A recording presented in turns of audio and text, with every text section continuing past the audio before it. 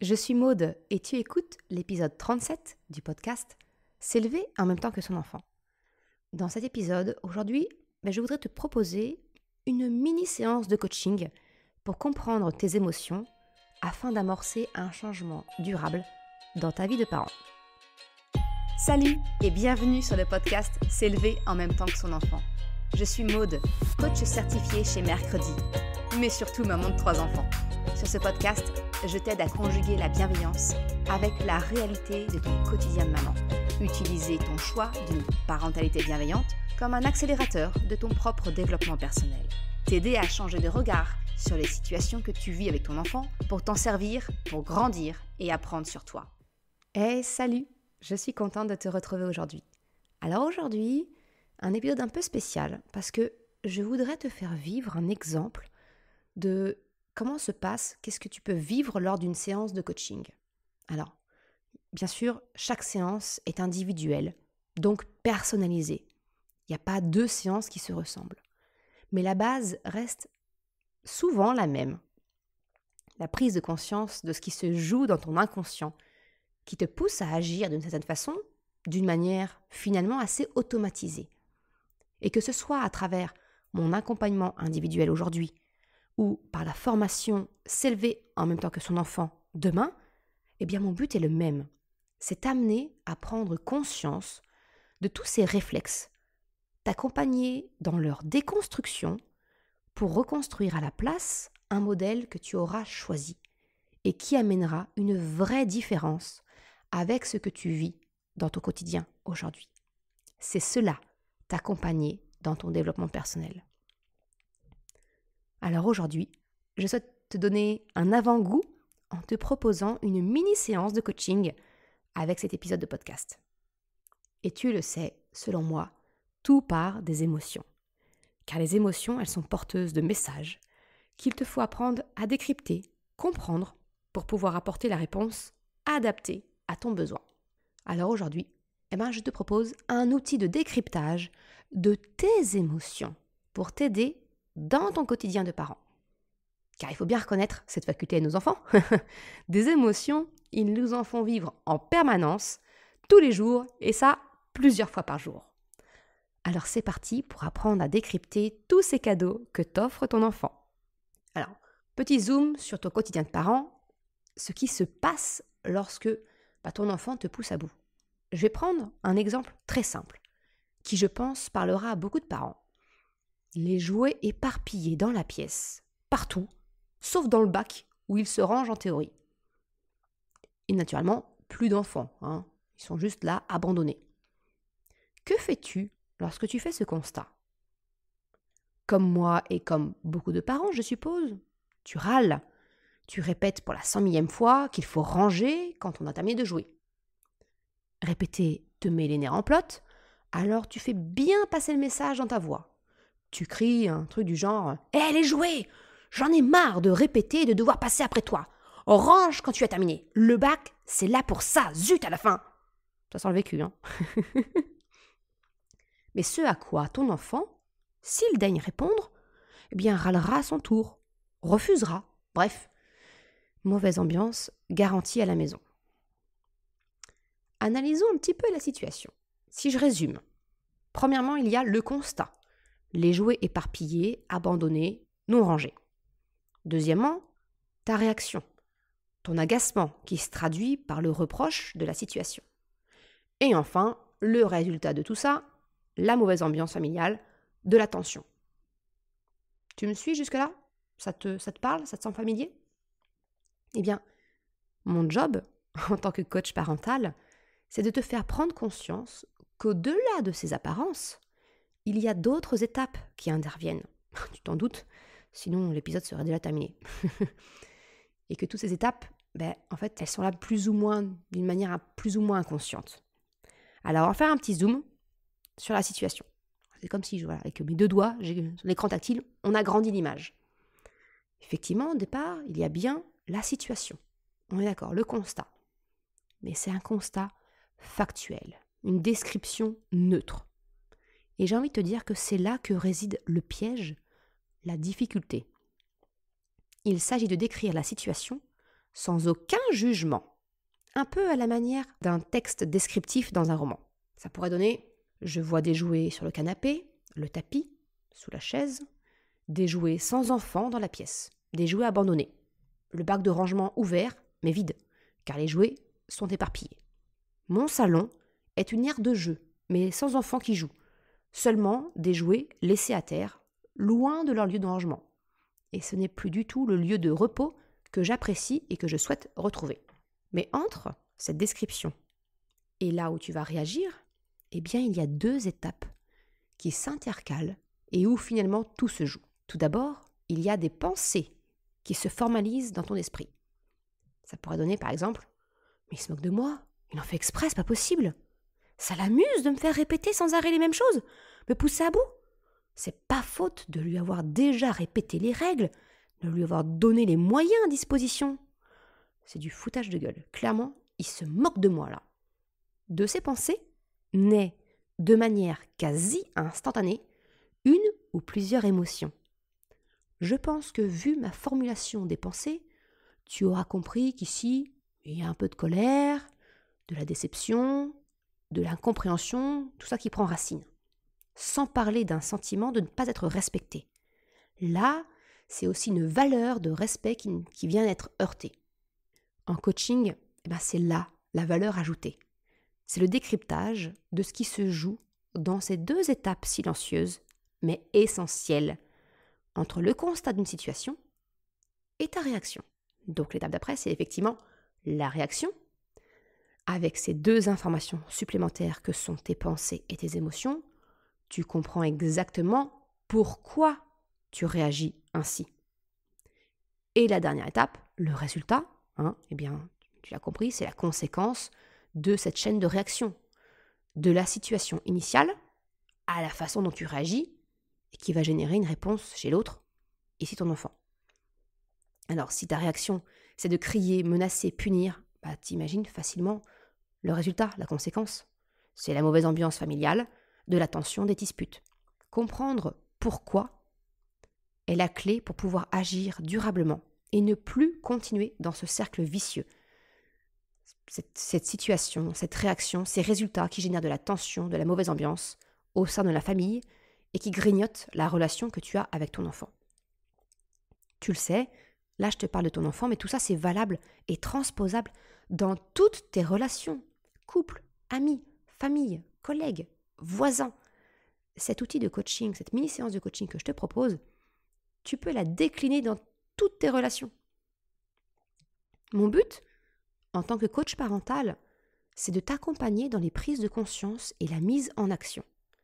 Car si tu veux voir un changement réel et durable, c'est sur la racine qu'il faut agir, pas sur le résultat final qui est ta réaction et les conséquences. Alors laisse-moi te présenter un de mes nombreux outils de coaching, la chaîne de transformation humaine pour comprendre et utiliser tes émotions afin d'amorcer un changement durable dans la relation avec ton enfant et l'ambiance à la maison. Alors c'est aussi un outil qui est connu sous le nom d'une coach qui en a fait sa marque de fabrique, le modèle de Brooke Castillo. Alors si ce modèle porte son nom, ce n'est pourtant pas elle qui l'a inventé. Mais le but de l'outil, que ce soit qu'on l'appelle chaîne de transformation humaine, le modèle de Brooke Castillo, le principe est le même, une meilleure compréhension des émotions pour pouvoir travailler à la racine et parvenir à une transformation profonde et durable, afin d'obtenir le changement auquel tu aspires. Quelques explications du modèle pour comprendre comment décrypter tes émotions. Apprendre à décrypter ton émotion, c'est savoir partir d'une situation récurrente qui te pose problème, décrypter tout ce qui se passe, tout ce qui se joue dans cette situation, pour en comprendre les rouages et pouvoir agir dessus afin de sortir de ce schéma répétitif, ce cercle vicieux. C'est la prise de conscience que le résultat que tu obtiens découle directement de tes actions et que tes actions, ta réaction donc, tes actions sont elles-mêmes en lien avec tes émotions qui surgissent suite à tes pensées. Pensées qui sont le reflet de ton interprétation à une situation donnée. Alors si on va être un peu plus clair, tes pensées, eh bien c'est un filtre de couleur avec lequel tu vois la réalité factuelle, les faits. De cette interprétation, et tu sais, j'en ai déjà beaucoup parlé, les interprétations, les distorsions cognitives, ce sont des pièges dans la communication avec ton enfant. Mais de ces interprétations, donc, naissent des émotions qui vont te conduire à une réaction et donc à un résultat. Si tu es visuel comme moi, je te mets un petit schéma pour vraiment résumer cet enchaînement de la réaction en chaîne. Je te mets ça dans l'article qui est associé à cet épisode. Tu trouveras le lien en description. Ce que je voudrais aujourd'hui, c'est déjà que tu prennes conscience de cette fameuse chaîne de réaction. Parce que tu le comprends, il n'y a pas de lien direct, de cause à effet, entre la situation et ta réaction, contrairement à ce que l'on peut penser. Ce n'est pas ton enfant qui t'a énervé, qui t'a fâché.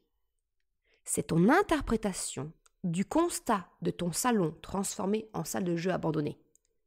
Pour être clair, je souhaite te faire prendre conscience qu'il faut cesser de rendre responsables nos enfants de notre état émotionnel. Tu sais les petites phrases du style « tu me fatigues, tu m'énerves, tu m'épuises ». Je t'en ai déjà parlé dans l'épisode 10, « range la mitraillette à tu ». Elle te soulage peut-être sur le coup, mais sur le long terme, elle est vraiment nocive pour ta relation avec ton enfant et avec l'autre d'une manière générale. La responsabilité. Tu n'es naturellement pas responsable de ce qui se passe dans ta vie, mais tu portes seul la responsabilité de comment tu vis ce qui se passe. Tu as le pouvoir de choisir, de décider comment tu veux interpréter la situation. Soit tu continues comme aujourd'hui, en conservant tes lunettes teintées qui génèrent tes réactions automatiques que tu connais, avec le résultat que tu connais. Soit tu changes de paire de lunettes, tu t'ouvres à une autre interprétation pour générer des émotions différentes et donc réagir différemment. Et c'est cela qui est intéressant dans ce modèle, dans cet outil de coaching. Tu n'as pas à subir les situations, tes émotions qui accompagnent ton interprétation de celles-ci. Tu peux les utiliser pour grandir, apprendre sur toi et réagir différemment. Tu as ce pouvoir. Alors, laisse-moi t'accompagner pour l'apprendre. Alors, on va faire un petit point sur justement les 5 éléments qui composent la chaîne. Je te propose de les rebalayer à la lumière de ce qu'on a vu ensemble. Premièrement, la situation. Elle est factuelle, neutre. Pose tes lunettes teintées, regarde les faits. Sans jugement. Descriptif. Simple, basique, comme dirait Orelsan. C'est ce que tu constates physiquement de la situation. Deuxième, les pensées. Prends le temps de formaliser ce qu'il te vient à l'esprit à partir de la situation factuelle. Prends conscience du filtre coloré que tu poses sur la situation. C'est l'interprétation que tu as de la situation. Il se moque de moi, il me cherche, on fait exprès, c'est pas possible, etc. Troisième élément de la réaction en chaîne, les émotions. Encore une fois, prends le temps. Développe ton intelligence émotionnelle pour mettre en mots ce que tu ressens. Si tu as besoin d'aide pour ce point, je te rappelle mon guide gratuit, la boussole des émotions, ou bien encore mon accompagnement individuel ou ma formation. Bref, tu as tous les liens en description de l'épisode. Mais c'est vraiment crucial pour voir changer tes comportements automatiques, de prendre le temps d'analyser ces 2 points, pensée et émotion. Quatrième élément de la réaction en chaîne, eh bien, ta réaction, comment tu agis. Cette étape, tu la connais bien, c'est ce qui te vient automatiquement. Mais maintenant que tu as appris à analyser ce qui se passe réellement en toi, à travers tes pensées et émotions, eh bien, tu es en capacité de déconstruire tes réactions automatiques, tes réflexes. Alors, tu ne seras peut-être pas capable à chaque fois, moi non plus, mais ça va devenir de plus en plus facile au fur et à mesure que tu apprendras à faire le point sur tes pensées et tes émotions. Encore une fois, s'il te plaît, sois indulgente avec toi. Laisse-toi le temps d'apprendre. Ton enfant n'a pas appris à courir immédiatement. Il a d'abord plus ou moins rampé, s'est mis accroupi, il a testé ses appuis, il a fait du longe-meuble avant de se lancer, marcher, prendre de l'assurance pour enfin courir. Eh bien, c'est la même chose avec toi et ton intelligence émotionnelle. C'est un muscle psychologique qui se renforce avec le temps et en le travaillant. Et le dernier élément de la réaction en chaîne, tu le connais, le résultat. Comme tu as décortiqué tes pensées, tes émotions, que tu as agi en conscience et non plus par réflexe, eh bien la conséquence, elle est différente. Et c'est ainsi que tu sors du cercle vicieux, des schémas répétitifs. Parce que d'une situation donnée, tu as analysé ce qui se passait en toi, tu agis en conscience, et donc tu obtiens une conséquence, un résultat différent. Bien sûr, sur le coup, c'est difficile de décortiquer tout ça, mais quand tu constates qu'une situation a tendance à se reproduire, tu peux le faire tranquillement, à froid, quand c'est espacé, d'analyser un petit peu tout ça pour t'entraîner. Alors, si je reprends mon exemple de notre salon qui est devenu une aire de jeu, on va le redécortiquer à la lueur de cette connaissance, de cet outil de coaching. Premièrement, je vois mon salon transformé en salle de jeu, abandonné par les enfants, des jouets éparpillés, non rangés. C'est pas le lieu accueillant et reposant auquel j'aspire. Je me rends compte que j'ai l'impression que mon enfant se moque de moi. Mais je sais, en mon fort intérieur, que c'est faux. Il ne l'a pas fait sciemment. Simplement, c'est un enfant qui est un enfant. Il vit dans le moment présent, il a joué, il est passé à autre chose et il n'a pas réfléchi avant de passer à un autre jeu. Donc déjà, je suis dans une émotion de compréhension vis-à-vis de mon enfant. Je ne suis pas sous l'emprise de la colère ou de la déception. Je suis dans une émotion d'indulgence et de compréhension. Je vais donc passer à la phase d'action. Je vais voir mon enfant en train de jouer ailleurs pour lui expliquer ce que j'ai constaté. Le salon n'est pas rangé. Comme je suis dans une émotion de compréhension, je suis dans la capacité d'agir plus calmement et de m'exprimer de manière positive. Je peux rappeler mon besoin et la règle. J'ai besoin d'avoir une pièce accueillante et reposante, ce qui n'est pas le cas avec des jouets éparpillés. La règle, eh bien, quand on a terminé un jeu, on le range pour passer au suivant.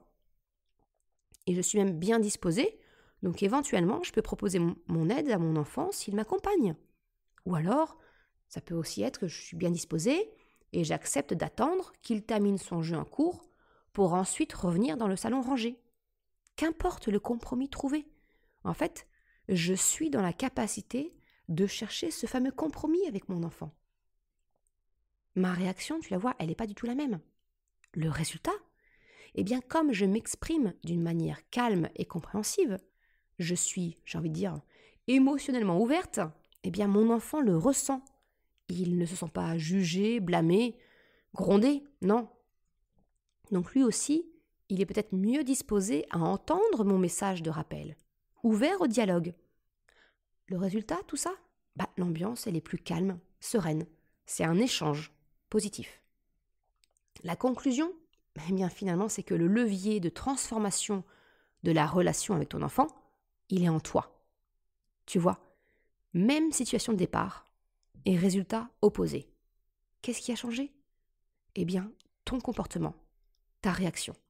Et ça grâce à la prise de conscience de ce qui se jouait en toi. C'est la raison même pourquoi je ne te donne pas que des conseils pour faire avec ton enfant. Non. Pourquoi je préfère à la place t'accompagner pour changer, adapter ta façon d'être avec ton enfant.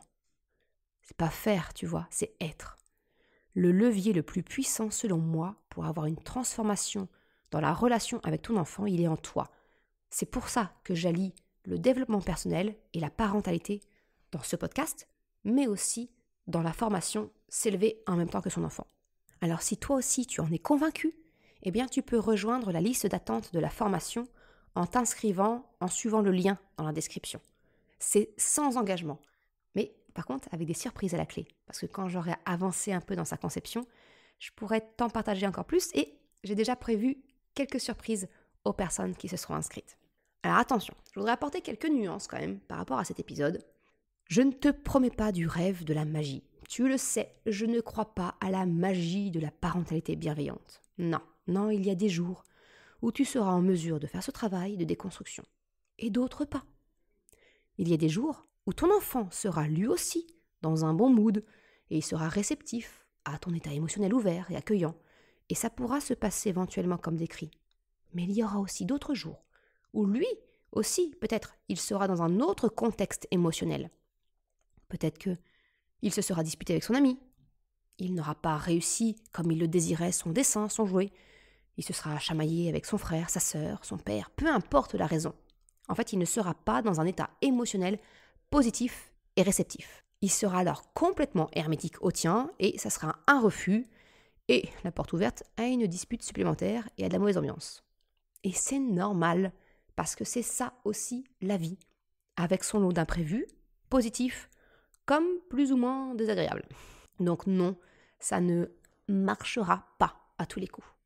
Mais alors, j'ai envie de te dire, si c'est le cas, de t'inviter à reprendre le modèle de déconstruction proposé. Analyse, cherche, comprends et adapte ta réaction. C'est une occasion supplémentaire pour apprendre et progresser. Et comme la parentalité bienveillante n'est pas magique, ce n'est pas que des outils, eh bien c'est une occasion supplémentaire pour toi de progresser dans ta façon d'être. Un petit bonus, ce que tu peux apprendre à ton enfant, ce qui découle de cet outil, tu peux le transmettre à ton enfant avec 2 principes. Premièrement, c'est que s'énerver pour des choses dont on n'a pas le contrôle, ça ne sert à rien. Exemple, ton enfant s'agace d'être attaché et de ne pas pouvoir bouger en voiture alors que vous êtes dans les bouchons. Il peut se mettre à pleurer, crier, tenter de s'extraire de son siège. Ça ne change en rien la situation. La circulation est bloquée, vous n'arriverez pas plus vite à la maison.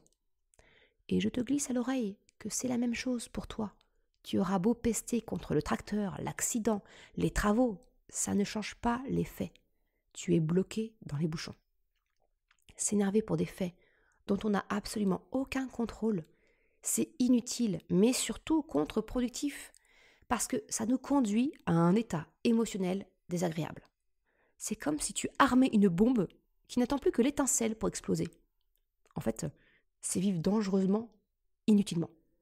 Concrètement, apprends à ton enfant à distinguer les situations où il n'a aucun contrôle.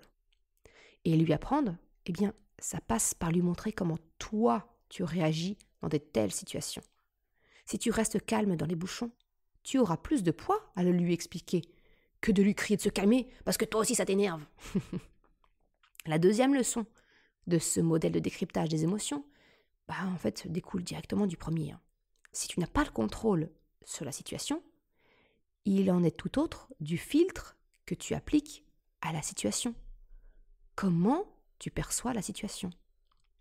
Je te l'ai dit, tu n'es pas responsable de ce qui t'arrive, mais tu es responsable de comment tu décides de le vivre. Tu en as le pouvoir. En apprenant à lever le voile sur tes pensées et tes émotions, retirer ce filtre qui teinte les faits. C'est ça finalement, apprendre à accueillir les émotions de ton enfant via ses pensées. Alors si je reprends mes bouchons et l'énervement de ton enfant, tu peux lui faire prendre conscience des pensées et émotions qu'il traverse. Rester coincé, c'est rentrer plus tard à la maison. C'est peut-être avoir peur de ne pas avoir le temps de jouer autant qu'il le souhaite. C'est penser « je perds mon temps, j'ai mieux à faire ». Je me sens bloqué, coincé, pris au piège, privé de liberté peut-être. Je ne peux pas bouger, j'ai envie de bouger. Je me sens en colère, je me sens frustré. Faire ce constat, ça permet d'agir sur la perception qu'il a de la situation. Ce n'est pas de ta faute si la circulation est bloquée. Là, tout de suite, tu ne peux rien faire pour changer ça. C'est hors de ton contrôle, indépendant de ta volonté. Tu n'as pas volontairement voulu te retrouver bloqué. Tu n'as pas le désir caché de l'empêcher de jouer en rentrant, de réduire son temps de jeu. Non, ça n'a jamais été ton but. Et aussi, tu n'es pas contre lui. Cette perception différente de se rendre compte que ce n'est pas toi, que ce n'est pas contre lui, ça changera la donne chez ton enfant. Si ton enfant peut continuer de ressentir de la colère, parce que c'est tout à fait légitime, celle-ci n'est plus dirigée contre toi. Ce n'est plus ton enfant contre toi, c'est plutôt vous deux face à la situation. Ça a l'air de rien comme ça, un léger pivot de comportement, mais avec un grand impact sur le résultat. La colère de ton enfant n'est plus dirigée contre toi. Tu peux alors lui expliquer, qu'avec ou sans colère, la situation, elle est ce qu'elle est. Ça ne changera rien, si ce n'est finalement l'ambiance entre vous, l'ambiance dans la voiture. Et que vous avez, lui et toi, le pouvoir magique de changer la perception de la situation. Oui, vous êtes bloqué. Et si on saisissait cette occasion pour discuter du programme du week-end? Qu'est-ce que tu aimerais aller faire? Du vélo, en forêt, à la piscine? Ou alors, qu'aimerais-tu manger ce soir? Tu m'aides à inventer les menus de la semaine? Peut-être parler d'un jeu qu'il aimerait faire avec toi? Peu importe. Le but, c'est vraiment de lui montrer que s'il n'a pas le pouvoir de changer la situation, il a le pouvoir de décider comment il veut vivre ce moment. Ça, c'est lui qui le décide. Exactement comme la prise de conscience que j'essaie de te montrer aujourd'hui à travers cette séance de mini-coaching. Alors, si tu veux retrouver facilement cet outil, je te mets un lien pour télécharger gratuitement un petit mémo à mettre sur le frigo pour t'aider au quotidien. Je te remercie d'avoir écouté cet épisode jusqu'à la fin. Tu retrouveras, comme d'habitude, une retranscription sur le site mercredi.com. Si tu as aimé cet épisode, s'il t'a été utile, je t'invite à le partager, à en parler autour de toi, ou si le cœur t'en dit, de me laisser une note 5 étoiles et un commentaire sur Apple Podcast ou Spotify. Ça me permet de faire connaître le podcast et ça m'encourage à progresser. Un grand merci à celles et ceux qui prennent le temps de le faire. Je te souhaite une excellente journée, après-midi, soirée, quel que soit le moment où tu écoutes, et je te dis à la semaine prochaine pour un nouvel épisode. Ciao!